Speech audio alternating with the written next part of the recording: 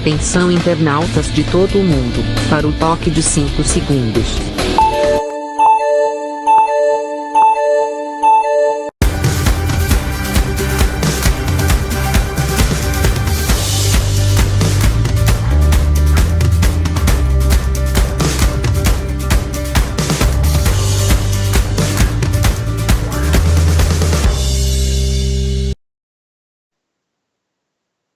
Muito bem, começando mais um programa Sérgio Cruz aqui pela viamorena.com. Eu quero começar o programa de hoje com uma notícia boa. Geralmente a gente fala notícia ruim e as pessoas gostam mais das notícias ruins, né? De espremer sai sangue. O pessoal condena, não gosta do jornalismo sensacionalista, mas a notícia ruim é a notícia que mais chama a atenção. Mas eu não estou aqui para chamar a atenção de ninguém, então eu vou dar uma notícia boa para abrir o programa de hoje. Está aquecendo, pelo menos em janeiro, o mercado de trabalho no Brasil, e particularmente empregos em Mato Grosso do Sul. O ano começou com saldo, estou lendo aqui no jornal Correio do Estado de hoje, ano começou com saldo de 3.400 vagas formais geradas. Demanda no setor têxtil se destaca. Interessante, né? Setor a gente não tem nem tecelagem aqui, mas deve ser no setor de roupas, né? Fabrico de roupas, etc. Tudo bem. O que interessa é que está havendo no Brasil inteiro, né? No mês de janeiro, não sei como é que vai ser fevereiro, porque fevereiro foi que recomeçou, ou que começou essa segunda onda aí do coronavírus. Então, muitas atividades econômicas que já estavam sendo, né, retomadas, terminaram tendo que retrair a sua produção, exatamente para não abrir espaço para o coronavírus. Mas janeiro foi muito bom. Sinal que a economia do Brasil, ela é de fácil recuperação, né? Então, se não tiver nenhuma intercorrência, como dizem os médicos, se não tiver nenhuma intercorrência, tudo se retoma ao normal em pouco tempo. Daí, o pessoal fala, não, mas aí não houve o desemprego, não foi ocasionado necessária e obrigatoriamente pela pandemia. Quando começou a pandemia no Brasil, o nosso índice de desemprego era de 13%. Com toda a pandemia, nós fomos para 14%, quer dizer, aumentou 1%. Não é pouco, né? Não é pouco, mas também não pode se exagerar a conta da pandemia. Até porque o Brasil não teve lockdown. Vai ter agora, está tendo agora em algumas cidades lockdown localizado. Não, tem medidas restritivas que poderiam ter sido evitadas se o governo, quando eu falo o governo federal, tivesse tido a preocupação de comandar o processo. A gente já teria, inclusive, se livrado disso, porque a maioria dos países do mundo já se livraram, já estão se livrando. Na maioria dos países do mundo, praticamente em todos os países do mundo, não está havendo, né, esse crescimento dos contágios e das mortes. Está acontecendo aqui no Brasil. Por quê? Porque aqui no Brasil não houve medida restritiva adequada para a crise. Não houve. Aqui houve, primeiro o presidente Bolsonaro tirou o corpo fora. Não, o Supremo Tribunal não vai me dar autoridade para eu fazer o que eu quero, então deixa os governadores se danar aí com a tal da coisa. Não houve uma ação coordenada, onde se destinou um pouco de atenção, porque foi um caso realmente de calamidade pública internacional, foi em Manaus, foi no Amazonas. E lá no Amazonas, como houve interesse maior por parte do próprio governo federal, e foi levado a atender Manaus, principalmente, O Amazonas é hoje, junto com o Rio de Janeiro, o único estado, os dois são os únicos estados que têm aparecido em azul no mapa. Pode ver que a Amazonas já está há muito tempo que à frente aí, né, de redução do número de mortes. Aparece em azul. O mapa do Brasil hoje aparece praticamente todo vermelho, com 2 ou 3 estados amarelos, 2 estados no azul. O resto é tudo vermelho, inclusive o Mato Grosso do Sul. E o Mato Grosso do Sul, com tudo isso, foi o estado que mais, percentualmente, mais gerou emprego no Brasil. Foi o estado de Mato Grosso do Sul. Então, essa história de que, tem que cuidar da economia, eu acho que tem que cuidar da economia. Mas se a gente tivesse tido cuidado de combater a pandemia quando ela começou, a preocupação com a economia nem precisava existir, porque a economia ela está represada e qualquer folga que tiver, ela termina crescendo. Exemplo é isso aí. Exemplo que em janeiro já, né, a gente já estava voltando para a segunda onda e a economia, e um dos melhores sinais de que a economia não está mal é exatamente a questão do emprego. Quando há emprego, há sinal de vida na economia. Então, eu tinha que falar isso, dar essa boa notícia e mostrar, né, para as pessoas que acham que o país, que a pandemia está quebrando o país, não sei o quê. Não tem razão nenhuma para isso, até porque não houve nenhuma medida. Se tivesse havido medida restritiva no início, dentro de uma programação, digo, como estava sendo feito pelo Mandetta, e logo depois o doutor Nelson Teich, a gente teria acomodado. Hoje a gente estaria num padrão norte-americano de queda. A gente estaria vacinando todo mundo. Porque o Ministério da Saúde tinha um planejamento próprio. O Bolsonaro meteu o bedelho no negócio e deu isso aí, pentelhou. Deu isso aí. Se o Bolsonaro tivesse dado autonomia para o Mandetta, ou para o doutor, já que ele não gostava do Mandetta, porque o Mandetta protagonizava com muita intensidade, terminava jogando sombra em cima do próprio presidente da República, já que, por questões políticas, ele não quis o Mandetta, tirou o Mandetta, que desse ao doutor Nelson Teich, que não queria protagonizar nada, né? Ele queria apenas fazer o serviço técnico dele, deixou bem claro isso quando assumiu e quando disse que ia fazer testagem, que o caminho era testar, como fez a Coreia do Sul, que não teve que fazer nem lockdown. Lá a população entendeu de cara o que tinha que ser feito. Havia já uma cultura de prevenção na Coreia, claro, diferente aqui do Brasil. Mas se deixasse na mão do Dr. Nelson Teich, dando autonomia para o Ministério da Saúde. Toda a autonomia faz o serviço que tem que fazer. Autonomia e autoridade, porque também dá autonomia, mas não dá autoridade, não dá o respaldo necessário para que as ações fossem desenvolvidas, também não adiantava nada. Então tirou o Teich,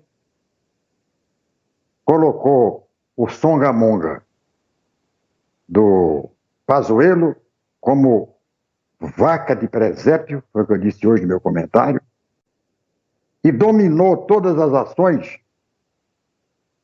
do Ministério da Saúde.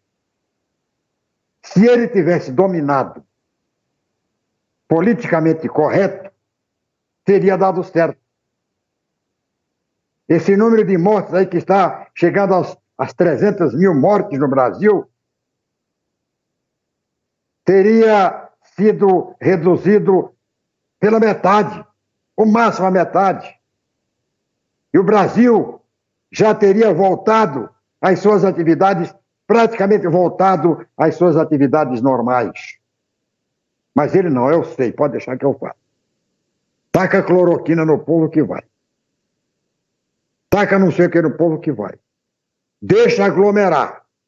Que quando chegar em 70% dos contaminados, aí vem como é que é a imunização de rebanho aí e tal. Aí já resolve tudo. Quer dizer, a proposta do Bolsonaro era muito mais desastrosa do que a ação do Bolsonaro. Preferível deixar ele nessa ação aí do que colocar em prática a proposta dele, que era deixar como está. Era a proposta dele. Eu quero que alguém me desminta aí. Deixar, falava para quem quisesse ouvir. Falou no curralzinho em frente à Alvorada, falou durante aquele passeio de jet ski, que eu tenho gravado aqui, que quando chegasse aos 70%, aí vinha a imunidade de rebanho. Então, era deixar. Veja a proposta criminosa do presidente. Deixar 70% se contaminar, vinha a imunidade de rebanho, acabava a pandemia. Era de uma simplicidade revoltante a proposta do nosso presidente da República. Aí não tomou providência nenhuma. Colocou esse Pazuello para ficar lá batendo continência para ele, para obedecer às ordens dele, e transformou o combate à pandemia numa verdadeira desordem ao pé de um palanque. Porque, em verdade, eu não canso de dizer isso, o Bolsonaro sempre esteve muito mais preocupado com os resultados eleitorais de 2022 do que com os resultados de qualquer campanha contra a pandemia. Esta é a verdade indesmentível. Tá aí, tá na cara. Tá na cara. E a população está enxergando isso. Graças a Deus, a população está enxergando isso. E ao ver isto, a população pode ver uma luz ao final do túnel. Mas, Sérgio Cruz, por que você acha que a população está aqui, ó? Pesquisa Datafolha. Pesquisa Datafolha. Está hoje no G1, está na Folha de São Paulo, está em todos os sites, a pesquisa Datafolha. O que diz a pesquisa? 54% reprovam desempenho de Bolsonaro na pandemia. 22% aprovam. É exatamente o público-alvo do Bolsonaro. É o percentual que o presidente da República destinou para atender, para ouvir esses 22%, 23%, 30%. Pesquisa do Instituto Datafolha, divulgada na terça-feira, no site da Folha de São Paulo, aponta que 54% dos entrevistados avaliam como ruim ou péssimo o desempenho do presidente Jair Bolsonaro na gestão da crise provocada pelo novo coronavírus. Na pesquisa anterior, realizada em janeiro, esse índice era de 48%. Aumentou 6%, está aumentando. Segundo o levantamento, 22% consideram ótima e boa ou boa a performance de Bolsonaro na condução do enfrentamento à pandemia. O índice anterior era de 26%. A pesquisa nacional do Instituto foi realizada por telefone de 15 a 16 de março, e ouviu 2.023 pessoas. A margem de erro do levantamento é de 2 pontos para mais ou para menos. 54% avaliam como ruim e péssima, 22% como ótima e boa, 24% como regular e 19% não. 1% não soube responder. De acordo com a pesquisa, 43%, vai prestando atenção aí, rapaz, vai prestando atenção. De acordo com a pesquisa, 43% dos entrevistados acreditam que Bolsonaro é o principal culpado pela situação da crise sanitária. E é disso que ele tem medo, ele pode ser como diabo foge da cruz. 43% dos entrevistados acreditam que Bolsonaro é o principal culpado pela situação da crise sanitária. Nesta terça, o Brasil registrou 2.798 óbitos por Covid em 24 horas. Foi o recorde da pandemia. O recorde da pandemia. Nunca morreu tanta gente no mesmo dia no Brasil, por nenhuma razão, por nenhum tipo de fenômeno, nem pela própria pandemia. Quer dizer, a pandemia está batendo o próprio recorde.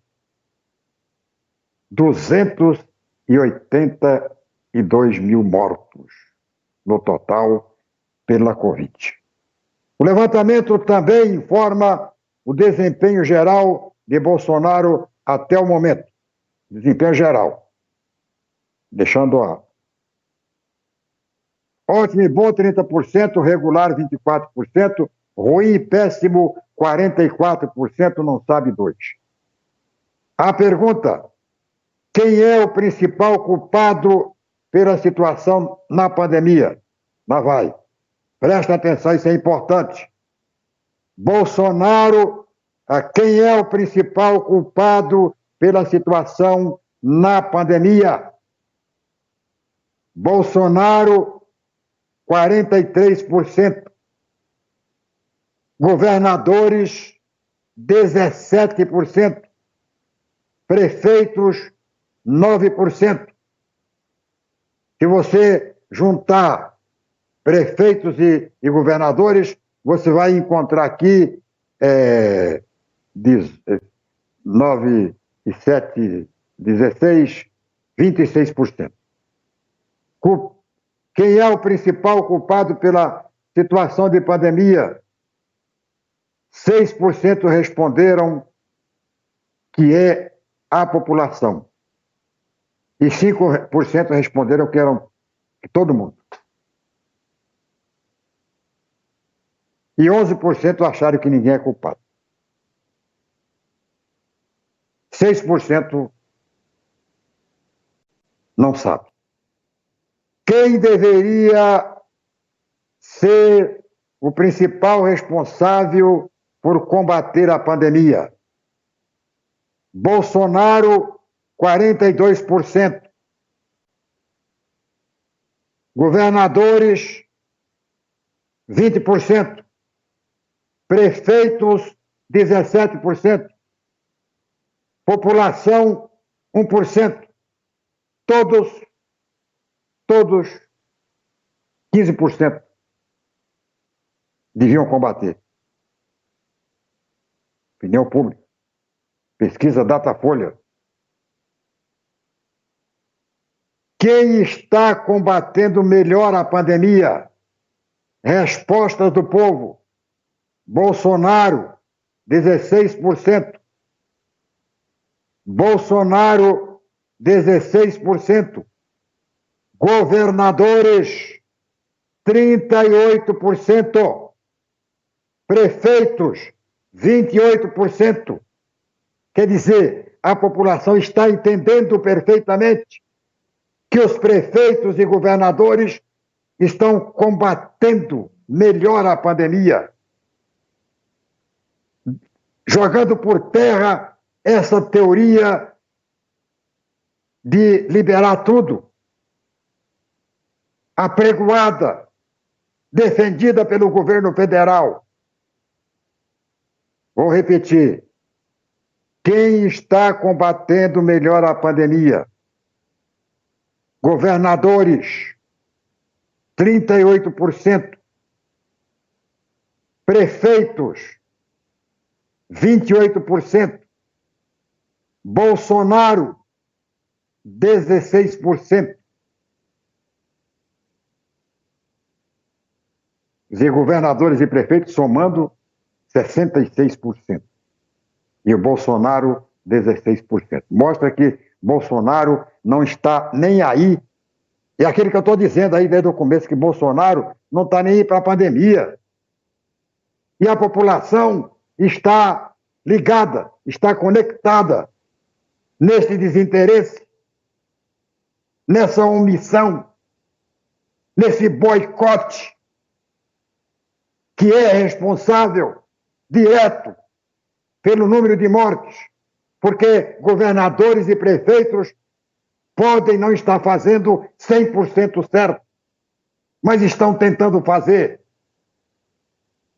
Nenhum prefeito vai decretar lockdown para fazer protagonismo, porque lockdown não é bom, nem para o prefeito e muito menos para a população. Se acontece é porque tem que ter um remédio amargo que poderia ser evitado.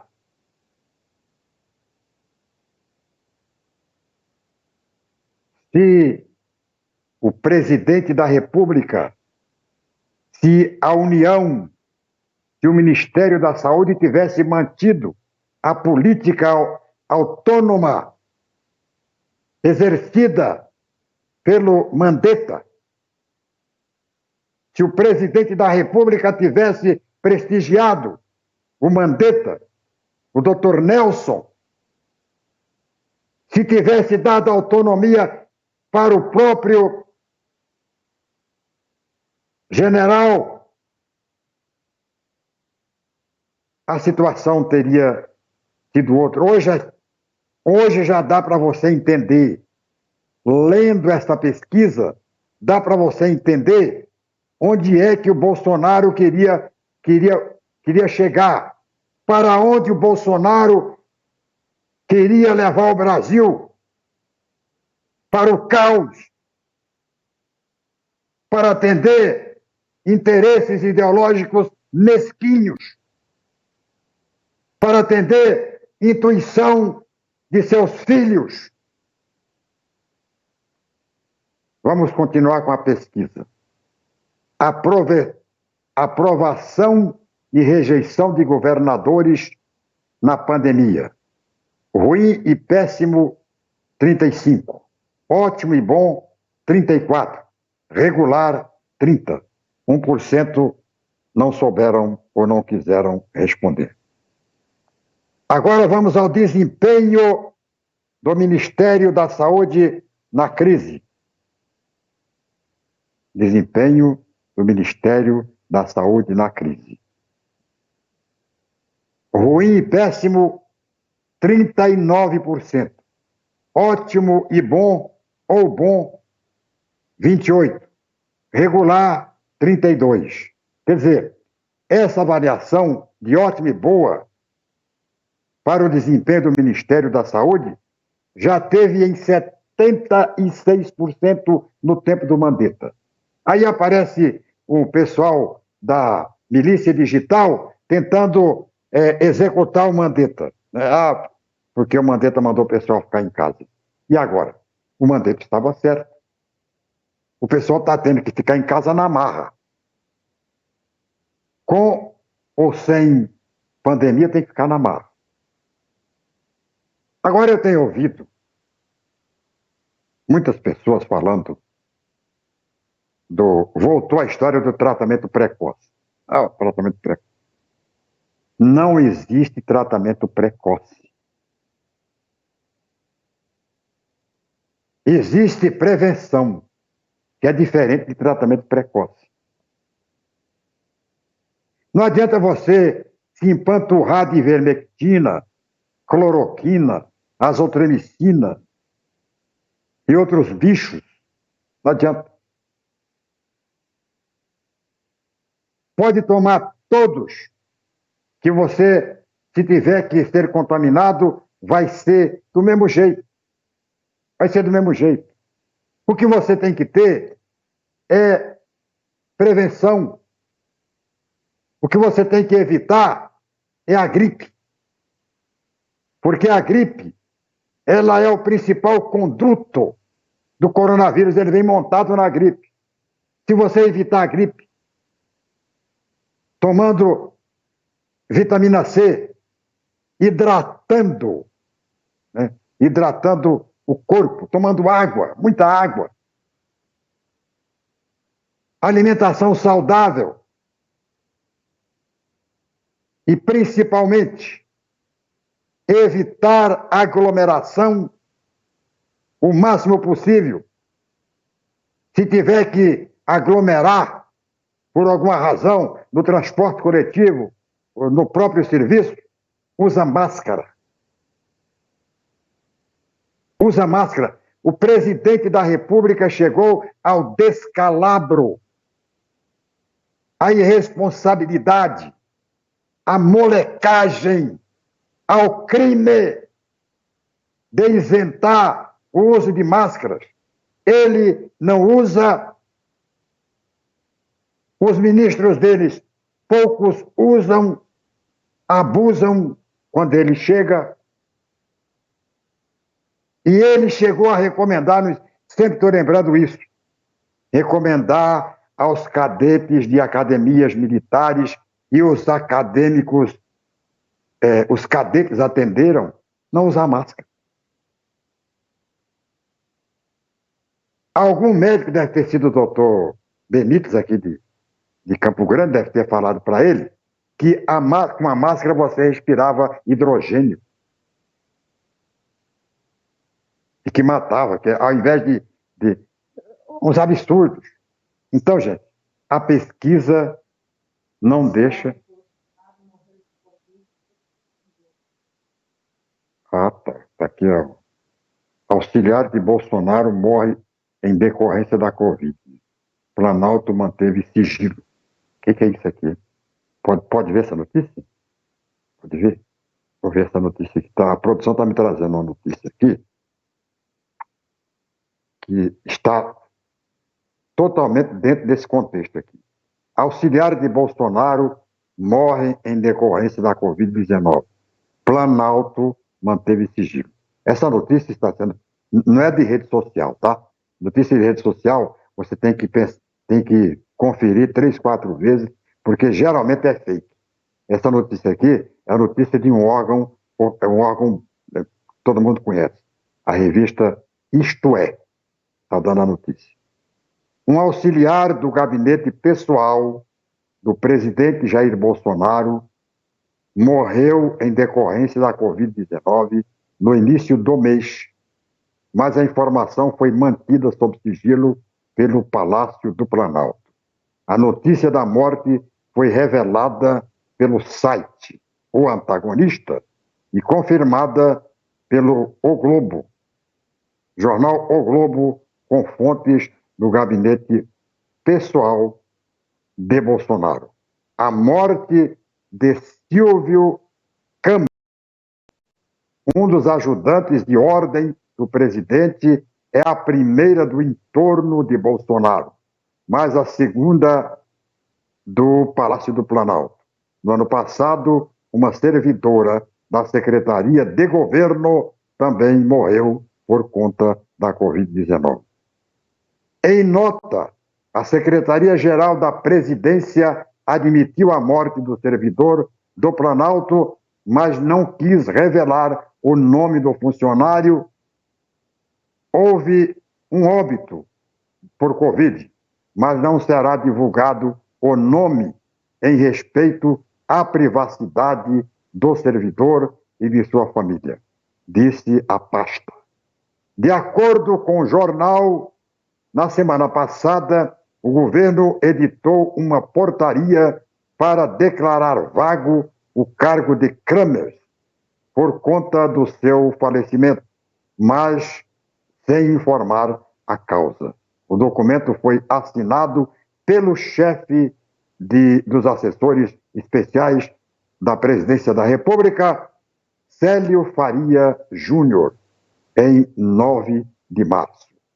No dia 10, Bolsonaro disse em cerimônia no Planalto que desconhecia uma só pessoa do prédio que tenha precisado de internação após contrair a doença, e voltou a falar sobre remédios sem eficácia contra a Covid-19. Então, muitos têm sido salvos, o que ele fala, salvos no Brasil com esse atendimento imediato. Neste prédio mesmo, mais de 200 pessoas contraíram a Covid e quase todas, pelo que eu tenha conhecimento, inclusive eu, buscou esse tratamento imediato com uma cesta de produtos como a ivermectina, a hidroxicloroquina, a Anita, essa eu não conhecia. Anita, astromicina, azitromicina, vitamina D, entre outros, que não tiveram sucesso. Desconheço que uma só pessoa deste prédio tenha ido ao hospital se internar. Pois é. Não foi, mas morreu, né? Não foi, mas morreu. Então, essa mentirada, né? Toda essa mentirada. O Edson Índio está informando aqui que a Anitta, a Anitta aqui é outra coisa, que a Anitta é um vermífugo. Outro vermífugo, quer dizer, o cara tá morrendo com o coronavírus, o cara enfia purgante no cara. Tá na cara que não vai dar certo. Muito obrigado, Valdinei Fernandes, pela audiência. Quero agradecer meu amigo Ponzini pela audiência. Então tá, essa remedaiada aí, remédio para verme, para piolho, não é remédio indicado para a Covid-19. E eu até admitiria que fosse. Eu até posso admitir que seja. Se a Anvisa aprovar. Por que o presidente da República não encaminhou esses medicamentos para a Anvisa? Ele podia, qualquer cidadão poderia. Porque a Organização Mundial de Saúde, outras agências pelo mundo tão conceituadas ou até mais conceituadas que a própria Anvisa já haviam declarado a ineficácia e até apontado efeitos colaterais da cloroquina, por exemplo. Por que não mandou para a Anvisa? Ele que é um defensor da Anvisa, ele que declarou seguidas vezes que não ia permitir nenhuma vacina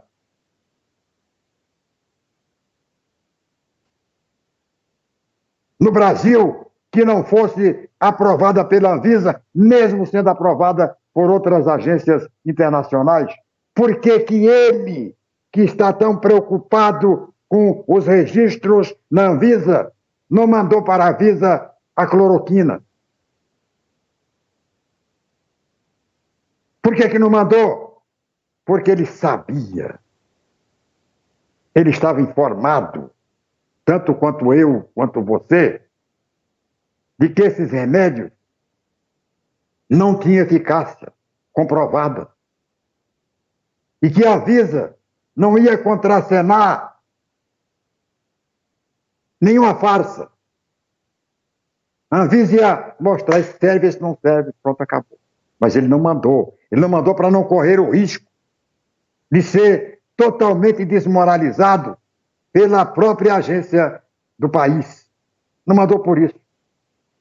Mas no próximo bloco eu quero falar aqui sobre o colapso da saúde hoje no Brasil, e que já chegou a Campo Grande, a Mato Grosso do Sul, e que já transformou num verdadeiro caos até o sistema hospitalar privado.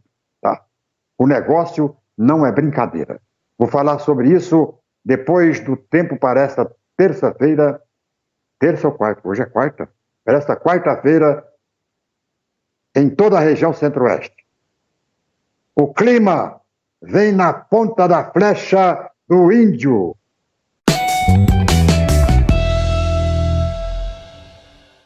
A quarta-feira será marcada por mudanças no tempo em parte do centro-oeste do Brasil. O tempo fica muito instável e chove a qualquer hora no extremo sul de Mato Grosso do Sul, inclusive entre Ponta Porã e Porto Murtinho. Na região de Campo Grande e em Corumbá, os temporais também serão frequentes, mas intercalados por aberturas de sol.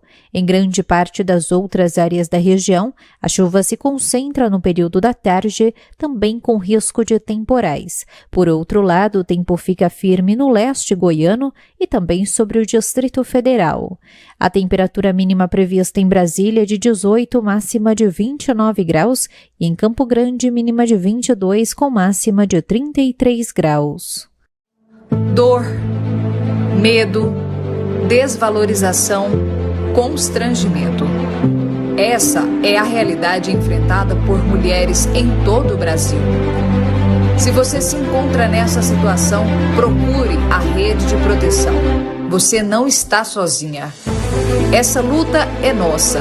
Denuncie por um país melhor para você, mulher. Conselho Nacional de Justiça, Ministério da Mulher, da Família e dos Direitos Humanos, Governo Federal, Pátria Amada Brasil.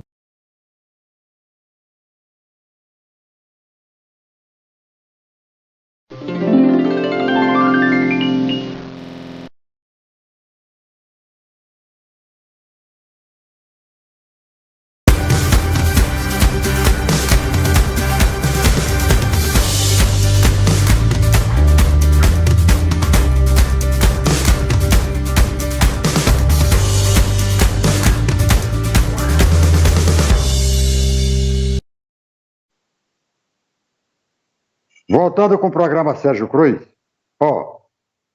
avisar o pessoal que assiste às manhãs o banho de jornalismo aqui da viamorena.com, que hoje, excepcionalmente, não vai ter o Jornal da Hora, que é apresentado pelo Arthur Mário na FM Hora e reapresentado aqui depois das 9h40.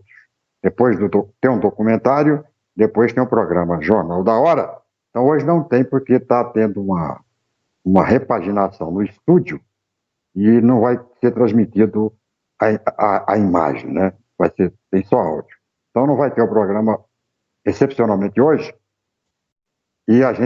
mas amanhã vai ter o programa normal, então você que já está habituado a assistir, hoje nós vamos passar no horário, vamos mostrar no horário do Jornal da Hora, um filme profético, né? O filme Contágio, né? Que me parece que está sendo indicado aí como um filme que profetizou o coronavírus. Então é interessante você assistir um pouco de ficção para você se fixar melhor aí nessa crise que está abalando toda a humanidade. O colapso, né, que hoje atingiu praticamente todo o país.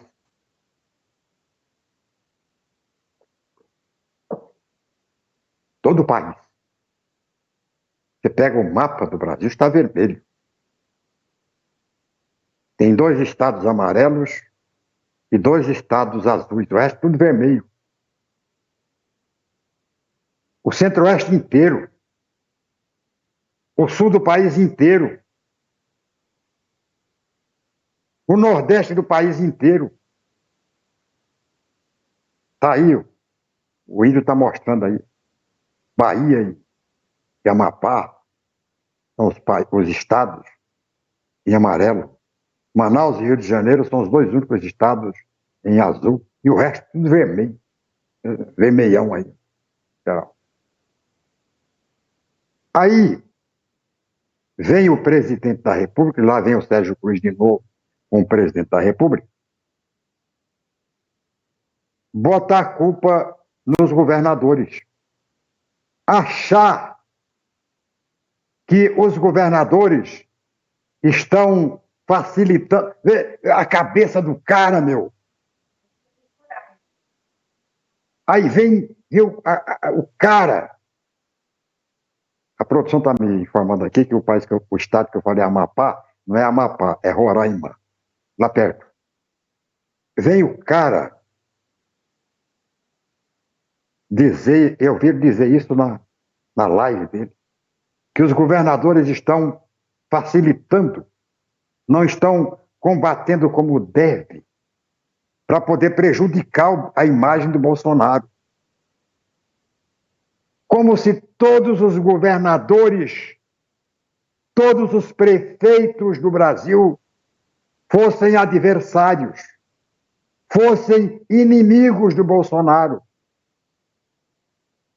Eu estava vendo ontem alguns estados onde os governadores são bolsonaristas. Vou citar apenas 2 grandes estados, Minas Gerais e Paraná. Minas Gerais, o Zema já decretou o toque de recolher às 20 horas até às 5 da manhã, como fez o estado de Mato Grosso do Sul. Paraná, principalmente Curitiba. Curitiba está em regime de lockdown. E no Paraná, o governador, o Ratinho Júnior, é filho de um dos maiores lacaios do Bolsonaro, que é o Ratinho Pai, que pega dinheiro do governo federal através da Caixa Econômica Federal, através do Banco do Brasil, para alimentar aquela porcaria de programa que ele apresenta no SBT. Então, não são os prefeitos e governadores, senhor presidente. É o caos, é a realidade, é a verdade. Zema não iria jamais decretar toque de recolher em Minas Gerais, porque o Zema é um dos seus puxa-sacos. É um lambedor de coturno. O Ratinho Júnior, mesma coisa. Governadores de todos os estados, de Goiás,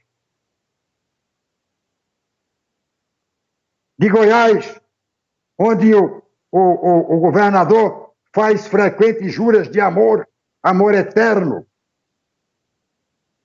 ao presidente da República. Todos esses estados estão em regime de calamidade pública. A maioria dos municípios vão entrar em lockdown, vão fechar tudo. E não vão fazer preocupados com o Bolsonaro, não. Vão fazer preocupados com as vidas que a irresponsabilidade do Bolsonaro está levando. Porque eu digo e repito, se o Bolsonaro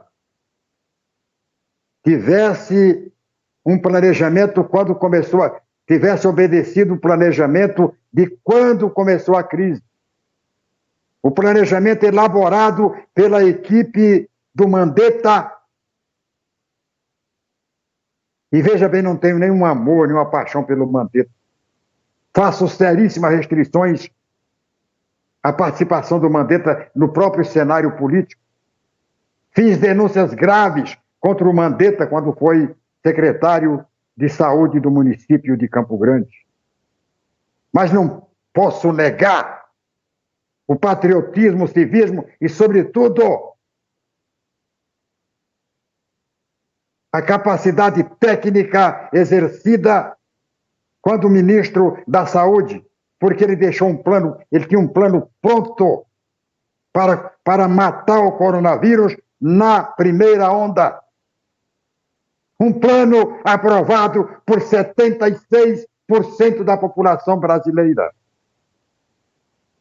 E o Bolsonaro simplesmente rasgou o plano para colocar lá um general Pazuello que não entende nem de política e muito menos de logística.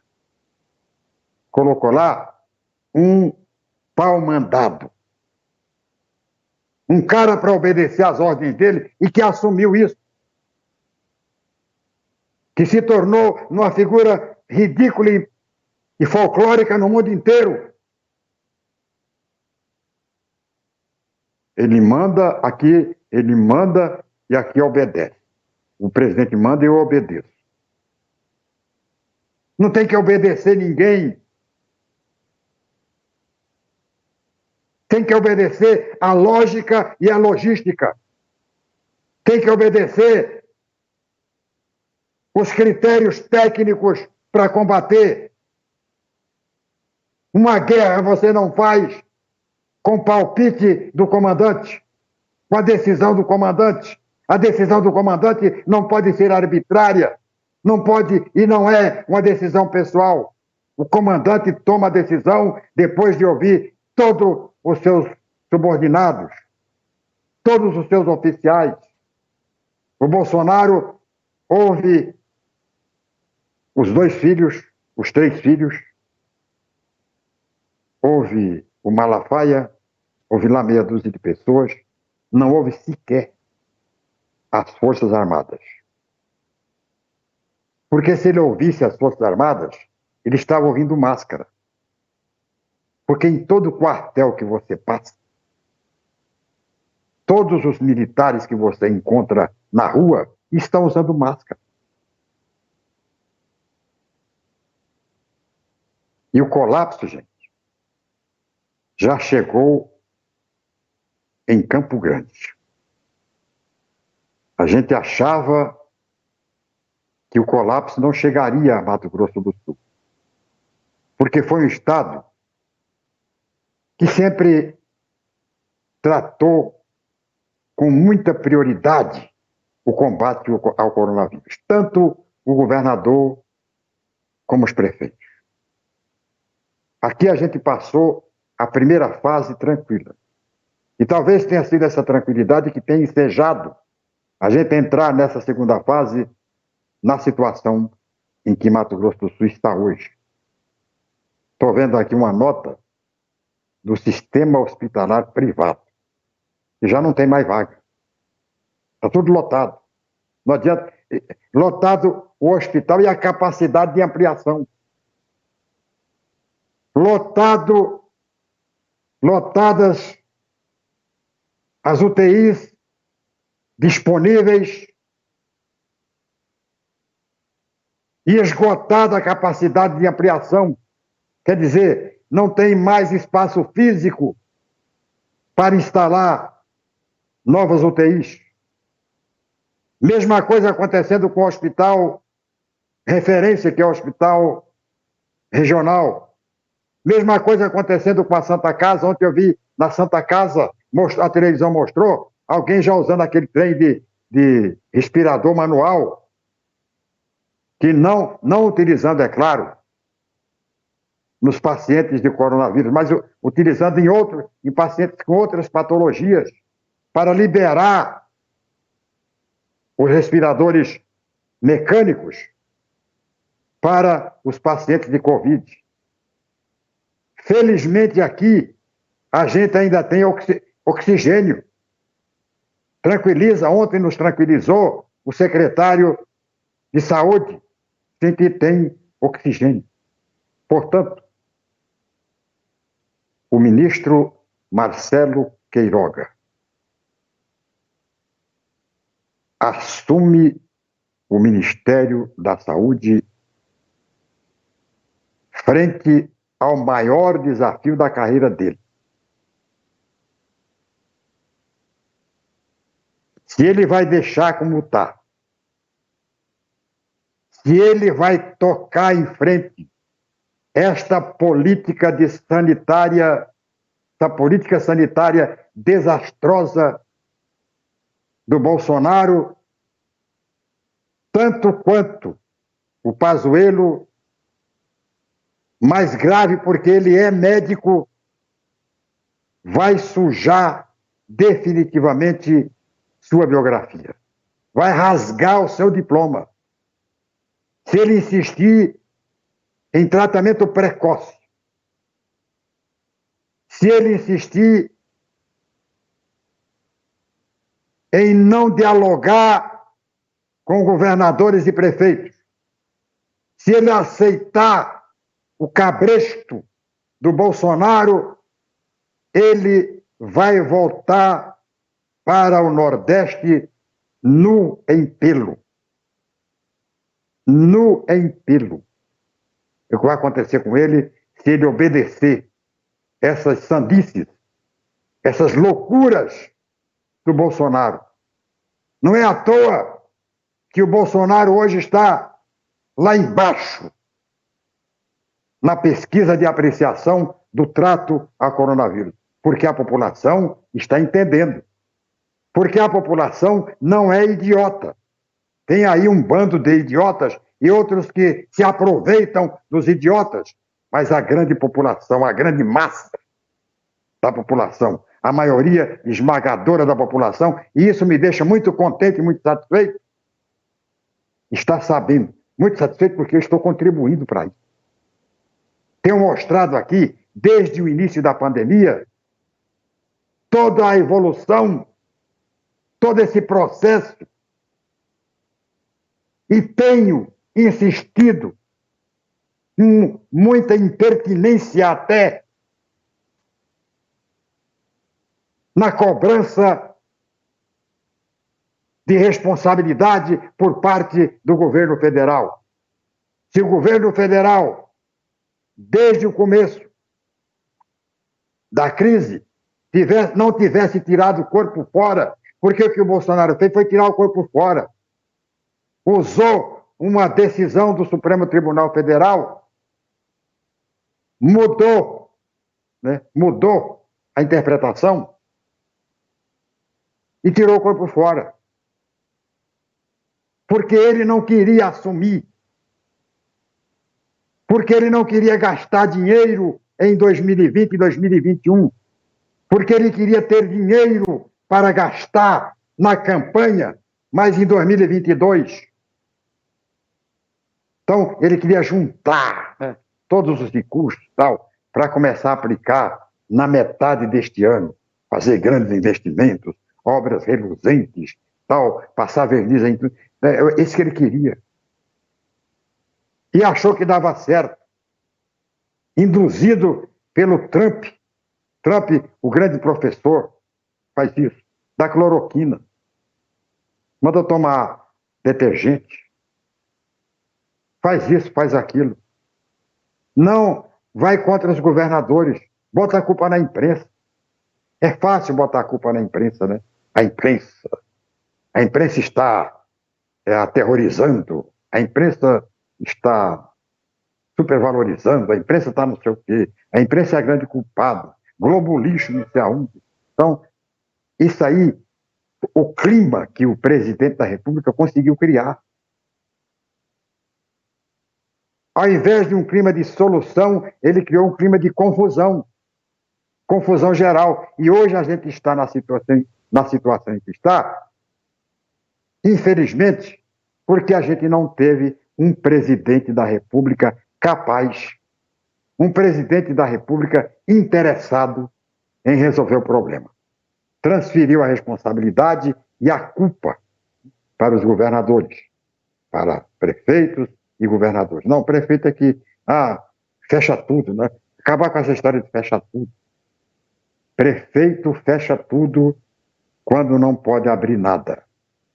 Quando os hospitais estão, né, no clímax, estão no máximo de sua lotação. Quando não tem mais lugar para botar pessoas. Quando tem que escolher quem vai morrer.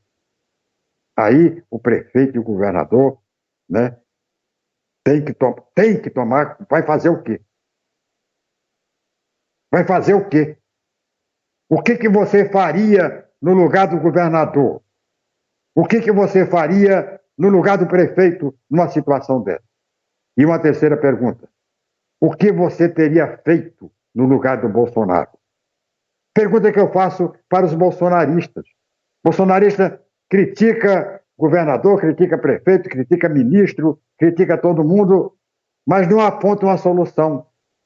Não, porque isolamento não deu certo. Não deu certo. Não sei o que. O que dá certo, então? O que dá certo? Deixar como o Bolsonaro queria? Largar todo mundo aí, deixar todo mundo, liberar geral, para esperar os 70% de contaminados e acontecer imunidade de rebanho? É isso que os bolsonaristas querem? Eu quero ouvir dos bolsonaristas, porque até agora eu não vi nenhuma proposta do bolsonarista a não ser cloroquina. A não ser cloroquina, não vi nenhuma outra. Então, propõe vacina. Por que não comprou a vacina antes? Os países onde há vacinação em massa, inclusive no Chile, e é bom que ele pergunte para o presidente do Chile, que é parceiro de ideologia, como é que está dando conta do coronavírus lá no Chile. Por quê? Porque vacinou desde o começo. Porque vacinou quando a vacina chegou. Porque quando a Pfizer foi lá oferecer, ele comprou, ele reservou a vacina e pagou. Aqui não. O Brasil não precisa, porque o Brasil é um grande mercado consumidor. Tem 270 laboratórios fazendo vacina, então vai sobrar vacina para dedéu. Então, deixa vir. Depois eu escolho, eu vejo qual é o que é melhor, que interessa para o Brasil. Enquanto isso, as pessoas estão morrendo. Ontem nós tivemos um recorde de mortes no Brasil. Como vai ser hoje? Ontem nós tivemos um recorde de morte em Mato Grosso do Sul. 39 pessoas. Hoje já são 42 pessoas. Onde é que vai parar isso? Vai parar quando o governo entender que ele tem que interferir a favor de quem está lutando para defender a população, para refrear o vírus, e não entender que o melhor é o palanque. O negócio dele é o palanque. Ele vai para cima do palanque, bota o pessoal dele para desfilar com carros na rua, para mostrar que ele é forte, mas enquanto isso o povo está morrendo. Inclusive dentro do próprio Palácio do Planalto. Tá, acabou. Hoje não falo mais.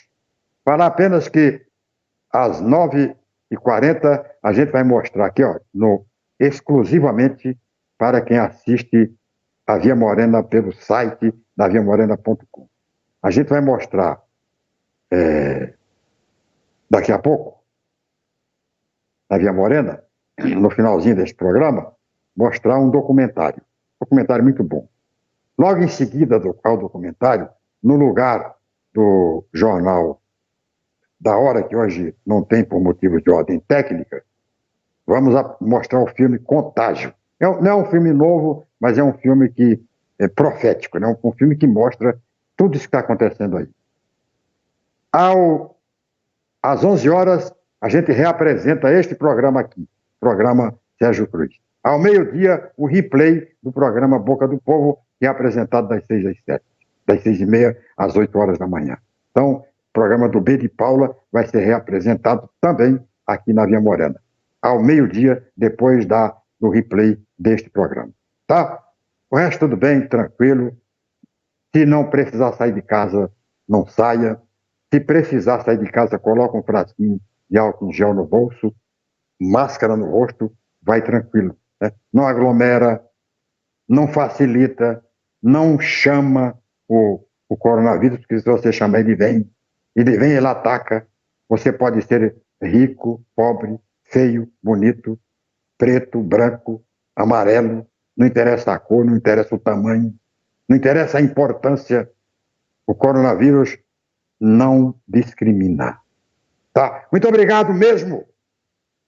Tchau, Pica-Pau.